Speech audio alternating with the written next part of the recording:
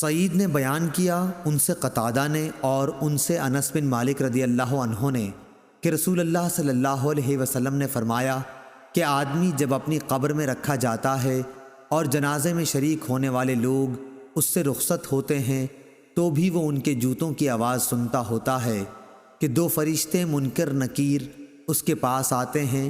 وہ اسے بٹھا کر پوچھتے ہیں کہ اس شخص یعنی محمد رسول اللہ صلی اللہ علیہ وسلم کے بارے میں تو کیا اعتقاد رکھتا تھا؟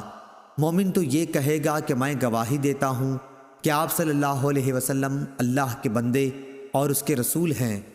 اس جواب پر اس سے کہا جائے گا کہ تو یہ دیکھ اپنا جہنم کا ٹھکانہ، لیکن اللہ تعالیٰ نے اس کے بدلے میں تمہارے لیے جنت میں ٹھکانہ دے دیا۔ اس وقت اسے جہنم اور جنت دونوں ٹھکانے دکھائے جائیں گے۔ قتادہ نے بیان کیا کہ اس کی قبر خوب کشادہ کر دی جائے گی جس سے آرام و راحت ملے۔ پھر قتادہ نے انس رضی اللہ عنہ کی حدیث بیان کرنی شروع کی۔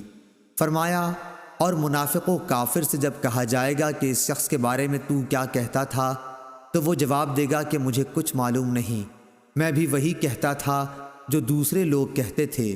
پھر اس سے کہا جائے گا نہ تو نے جاننے کی کوشش کی اور نہ سمجھنے والوں کی رائے پر چلا۔ پھر اسے لوہے کے گرزوں سے بڑی زور سے مارا جائے گا کہ وہ چیخ پڑے گا، اور اس کی چیخ کو جن اور انسانوں کے سوا اس کے آس پاس کی تمام مخلوق سنے گی۔ صحیح بخاری حدیث نمبر 1374۔